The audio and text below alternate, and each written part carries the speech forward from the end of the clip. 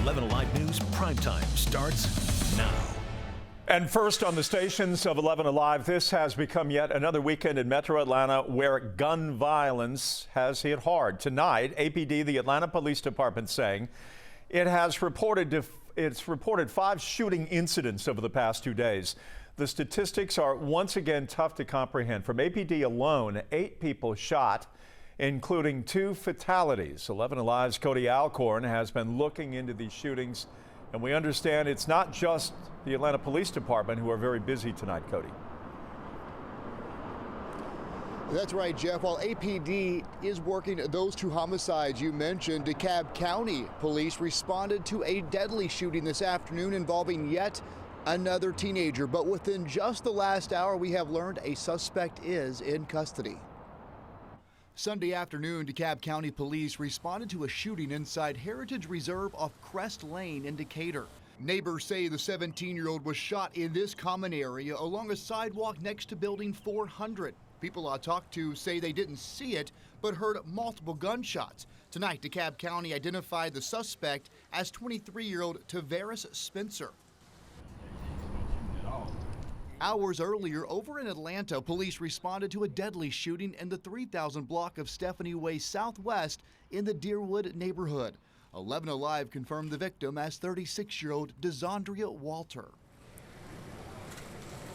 On Saturday afternoon, 11 Alive was on scene of a homicide out front of the Peach Pantry on Catherwood Drive Southwest. This is in the Sylvan Hills neighborhood. Witnesses say 51-year-old Michael Gray was shot and killed just outside the door of the business. Multiple shots were fired, including one that went through the front door of the corner market. Then early Saturday morning, APD said a woman was shot during an attempted carjacking. It happened at Brooks Avenue Northwest and Lotus Avenue. Police say 2 men walked up to the woman's SUV at the stop sign just before 2:30 a.m. The woman told police the men pulled a gun, demanded her vehicle, and as she tried to get away, at least one of them opened fire. The woman was hit in the leg but is expected to be okay. Now, APD also worked a double shooting early this morning in the Sweet Auburn neighborhood. We're told 2 men were walking home from a night out when a car pulled up and shot both of them. Their conditions unknown at this hour. And we have just learned Clayton County Police have made an arrest in an early morning homicide on Terra Boulevard at Dixie Road. What we're told is that a young man was shot there multiple times, and we have learned a man has just been arrested in that deadly shooting. A lot of gun violence this weekend in Metro Atlanta. We have all of those shootings updated right now at 11alive.com. Horrific news, Cody. Thank you. We are going to continue following these breaking news stories for you. For the very latest, download the free 11 Alive News app right now, and 11alive.com is your place for the very latest news. On to the Weather Center.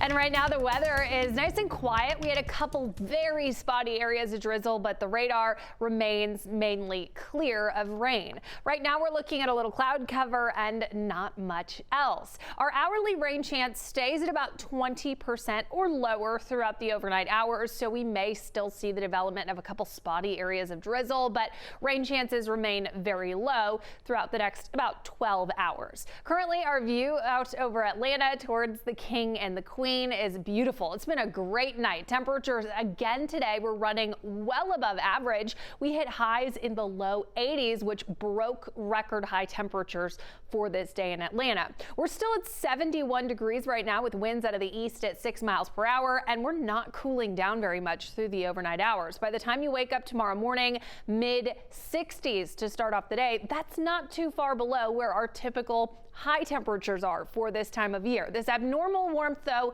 won't be lasting for that much longer. I'll have all the details coming up. Decision 22 has been already one for the books in Georgia, as nearly 2.3 million people have already cast their ballot. But that still leaves plenty more votes out there to be secured before Tuesday. 11 Alive's Karis Belcher breaks down what the main candidates for governor and Senate are saying to these prospective supporters. All week, candidates across Georgia have been making a final push, trying to get voters out to the polls. Put me in the game, Coach. I'm ready to play. Herschel Walker spent time Sunday in Hiram, where he attacked Raphael Warnock's voting record while pushing Georgians to go vote. He's this guy that voted for Joe Biden 96% of the time. In just 2 short years, you see what he's given us already.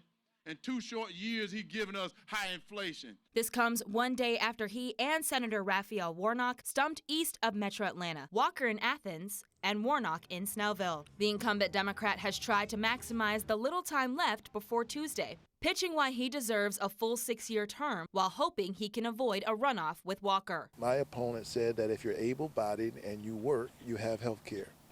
Well, he obviously doesn't know people like the folks I was just talking to. In the gubernatorial race, Stacey Abrams and Brian Kemp have each leaned on big names down the stretch. Former Vice President Mike Pence came to Forsyth County last week to highlight Kemp's first term in office. Kemp posed some questions for those who still might be undecided. Going in, to the African-American vote and saying who kept your business open? Who was fighting for you? Who was fighting to get your kids back in the classroom? Who's fighting to keep your neighborhood safe? The star power Saturday for Stacey Abrams came in the form of Atlanta rapper 2 Chainz and businesswoman Tina Knowles Lawson. Abrams urged the crowd to make sure any voters that remain up for grabs show up on Tuesday. 2.5 million votes cast. That is more than we've seen in a midterm ever. But I love y'all too. But I need y'all to love us a little bit more. 4 candidates, 2 races, 1 winning goal in mind. Kara Spelger, 11 Alive News. This weekend, 11 Alive was tipped off about people camped outside of Lucky Shoals Park Community Recreation Center, that's in Norcross, allegedly telling voters that they are brainwashed before they went in to vote. The images show the people wearing shirts that say election security on them. A spokesperson for Gwinnett County saying the people were not employed by county government and had their First Amendment right as long as they maintain state-mandated distance requirements. Concerns of voter intimidation at the polls are always at a high level heading into Tuesday's midterm election, and this is on the minds of the Brennan Center for Justice from New York University. The nonprofit Law and Public Policy Institute looked at 10 states, Georgia included, where the risk of disruption has been especially high in their view. To help, they put together guides for voters to defer to so that they know what their rights are when they go cast a ballot. Voter intimidation can go beyond what takes place at the polls, but can also include robocalls, mailers, and flyers, depending on the message being sent. The Brennan Center says the project is to remind voters that they have every reason to go to the polls on Tuesday. We have seen voter intimidation in various forms in a large part of U.S. history. And so I think that's not new. But I do think this year there's sort of a new reason to be concerned about what we're seeing voters and election officials and what they may face this year in particular. Under Georgia law, anyone found guilty of voter intimidation can face up to 10 years in prison and up to a $100,000 fine. An update to a story we first broke for you last night at 11 o'clock. A man wanted on a homicide warrant was arrested after being briefly barricaded inside an apartment overnight. This unfolded at a home along Howell Street Southeast. Atlanta police telling us this started as shots fired. They were tied to some sort of domestic dispute. Eventually, the suspect, identified as Demond Frazier, was taken into custody. He had multiple warrants out for his arrest, including one for homicide from MARTA police. Taking a live look right now in South Fulton in the intersection of Jonesboro Road at Buffington Road. Traffic looks to be going through just splendidly now, but Jonesboro Road has become the source of some critical crossroads for South Fulton first responders. 11 Alive's Don White is in the city of South Fulton with why the fire chief believes fatal crashes have almost doubled this year. 22 people lost their lives in the city of South Fulton due to fatal crashes in 2021. And so far this year, crashes have claimed the lives of 41 people. I'm here at the intersection of Old National Highway and Burdett Road. 2 fatal crashes happened right here in October.